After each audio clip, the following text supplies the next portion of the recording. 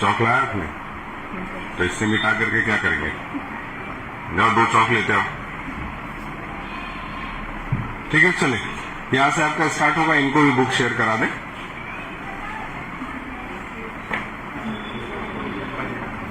टिक करते रहना। The boy stared मतलब घूरना, उस दिन करा दिए थे घूरना। The boy stared at the child bewildered, no he murmured। मर्मड मतलब होता है फुसफुसाना। मर्मड मतलब फुसफुसाना। No apology, no apologise, insisted the leader।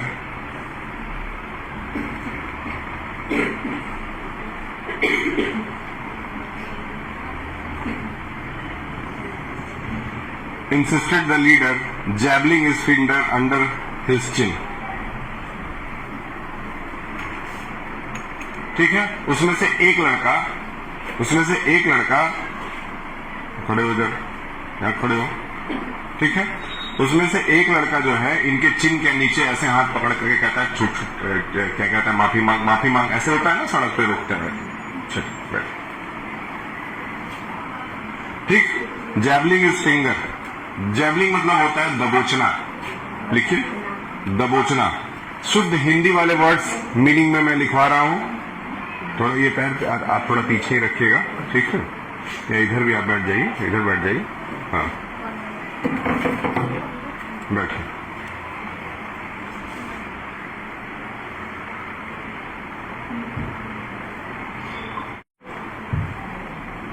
ठीक,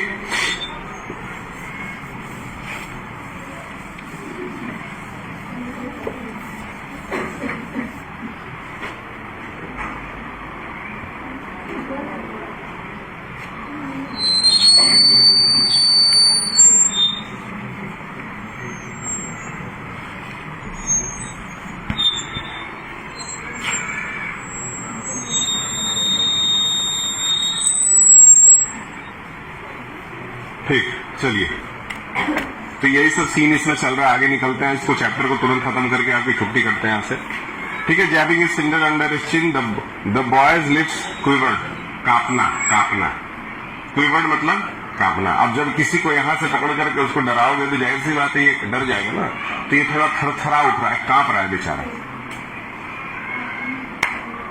shielding his face with his hand, he retreated further. Retreat करने का मतलब क्या होता है? रिट्रीट करने का मतलब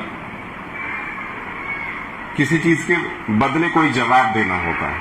तो जवाबदेही लिख दीजिए। शुद्ध शब्द है इसके लिए जवाबदेही। रिट्रीटेड। क्लियर है? रिट्रीटेड का मतलब क्या होता है? जवाबदेही।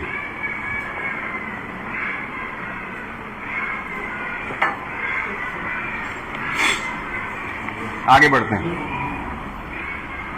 Apologise the girl echoed with a cruel smirk. Echoed मतलब चिल्लाना।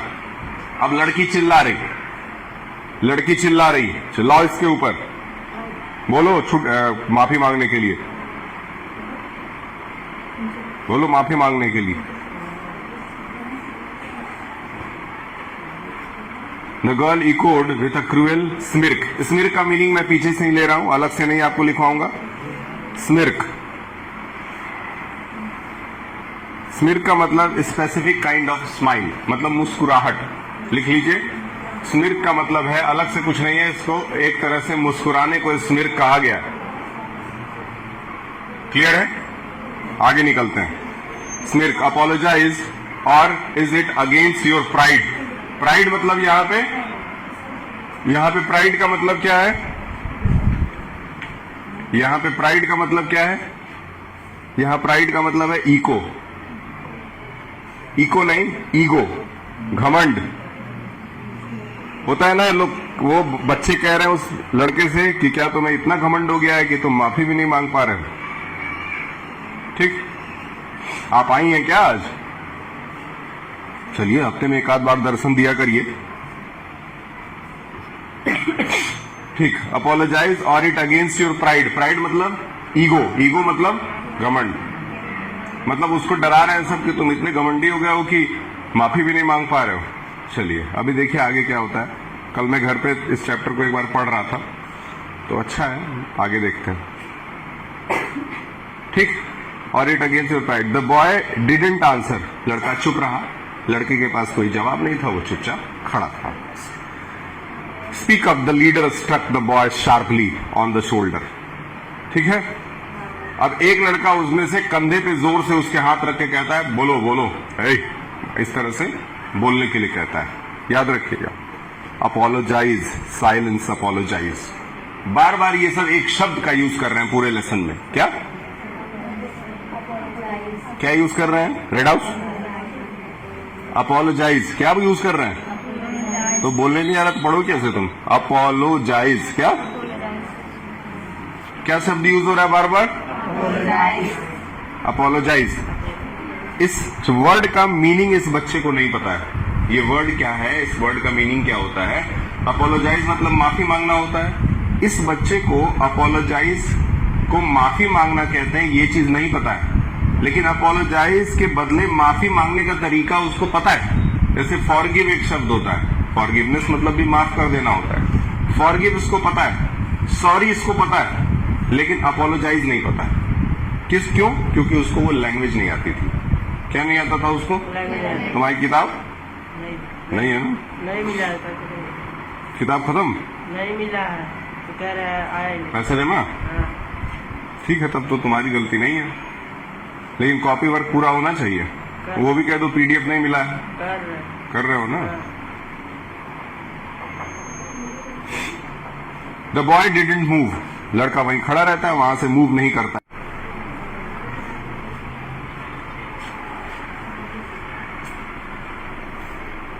चलिए, they stood there shifting uncomfortably, avoiding their eyes of the tall boy in the blue and yellow wheat shirt, sorry sweat shirt। ठीक है, उस tall boy ने blue और yellow colour का एक स्वेट शर्ट पहन रखा था। स्वेट शर्ट का मतलब होता है उसका पूरा शर्ट पसीने से गीला था। ठीक है, तो स्वेट शर्ट मतलब पसीने से भीगा हुआ शर्ट लिखा जा सकता है। पसीने से भीगा हुआ शर्ट लिखो।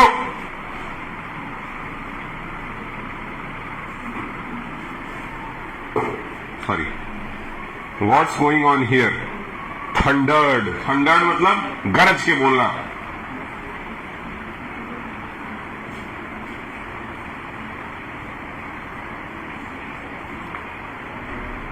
ठीक है, फुटबॉल टीम के कैप्टन का नाम याद रखिएगा, आगे शब्द में लिखा हुआ है what is going on here?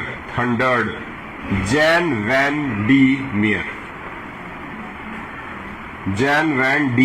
Meer, the captain of the football team. Why you picked him on, all of you? This is not the way of settle an argument. Argument मतलब बहस। वो फुटबॉल टीम का जो captain है वो आकर के समझाता है कि तुम लोग इसे घेर करके क्यों खड़े हो। किसी भी आर्ग्यूमेंट या किसी भी झगड़े को सॉल्व करने का यही तरीका नहीं है कि आप लड़ाई झगड़े पे उतर आए। ठीक, he looked sharply at the leader. Why were you thrashing him? thrashing शब्द का मतलब मैं पीछे से ही लूंगा। thrash लिखिए, to hit somebody, किसी को मारना, to hit somebody। he shuttered the hefty boy।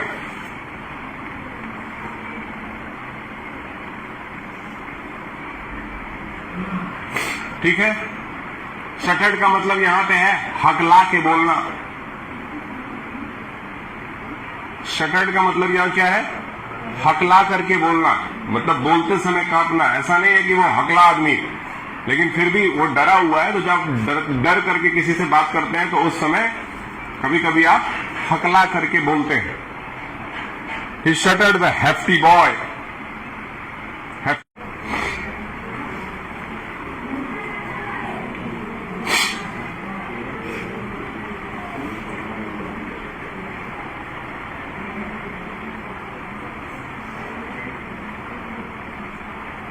Okay, now break is over, आगे बढ़ते हैं। He shuddered, the hefty boy. He doesn't want to apologize. You see, cried the girl. He hit me hard. लड़की वहां शिकायत कर रही है कि ये माफी भी नहीं मांग रहा है, इसने मुझे मारा था, ये एक नंबर का खराब लड़का है। किससे? फुटबॉल टीम के कैप्टन से। आगे बढ़। The least he can do is apologize, but he will not. कम से कम इसको माफी तो मांग लेनी चाहिए, लेकिन हम लोग कब से इसको माफी मांगने के लिए कहते हैं और ये माफी ही नहीं मांगता, ये चुपचाप खड़ा है। आगे बढ़ते हैं। The tall lad turned to the Iranian boy, looking at him with dark, serious eyes. अब फुटबॉल टीम का कैप्टन उस ईरानियन लड़के को घूरते हुए क्या कहता है, देखिए। Come on boy, he said kindly, reach out a hand of apologize. वो कहता है फुटबॉल टीम का कैप्टन कि बेटा तुम अभी तक माफी इन लोगों से क्यों नहीं मांग ले रहे हो? अगर तुमसे कोई गलती हुई है तो माफी मांगने में क्या जाता है? आगे बढ़ते हैं। Last paragraph, 5 minutes. The boy didn't move. वो लड़का चुपचाप वहीं खड़ा रहता है। He stood there, anxious and tense. Anxious मतलब घबराया हुआ, ठीक है, और टेंस मतलब दोनों सेम मतलब है, इसलिए एंशियस का मतलब लिख लीजिए।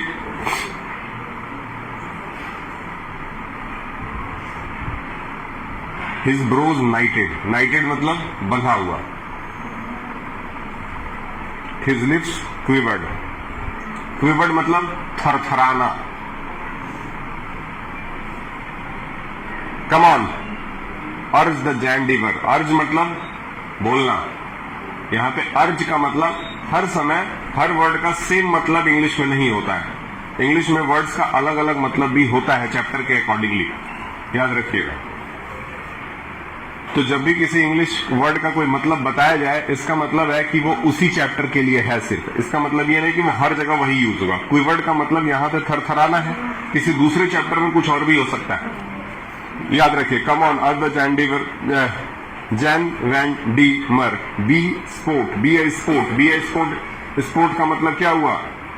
बी स्पोर्ट का मतलब क्या हुआ? देखिए स्पोर्ट का मतलब आपको वहीं नीचे मिल जाएगा, कहीं दूसरे जगह जाने की भी जरूरत नहीं। दिख रहा है? दिखा? स्पोर्ट का मतलब दिया है? हाँ, स्पोर्ट का मतलब लिखिए kind, kind man, KIND, kind man.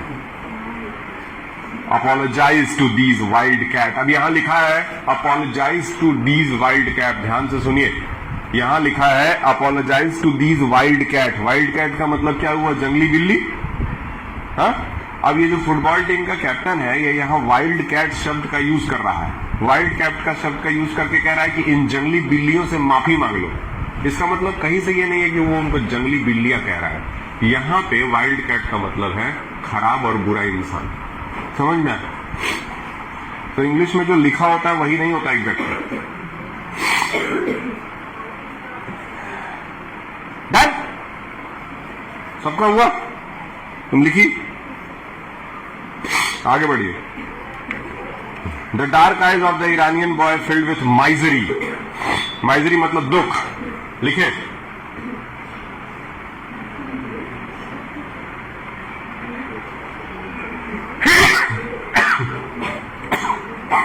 He swallowed hard.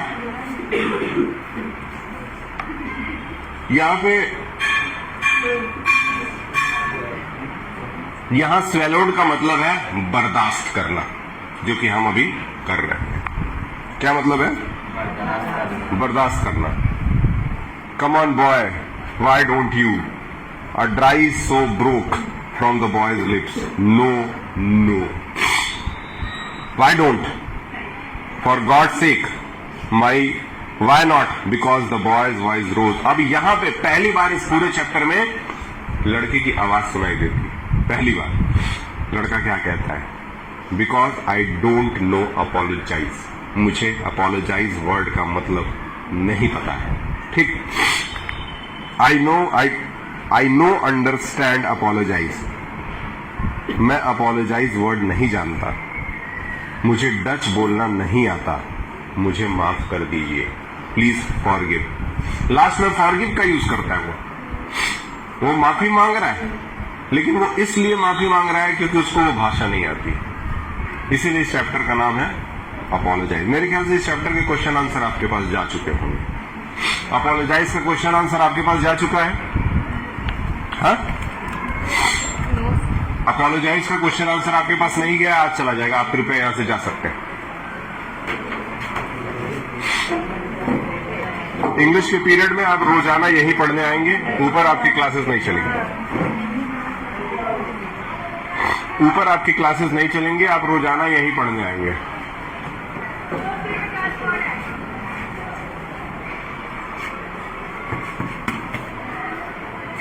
Tenth के बच्चों को आप जाए, तबरेज जी, क्लास 10 से 10th के बच्चों को इंग्लिश के लिए भेजें।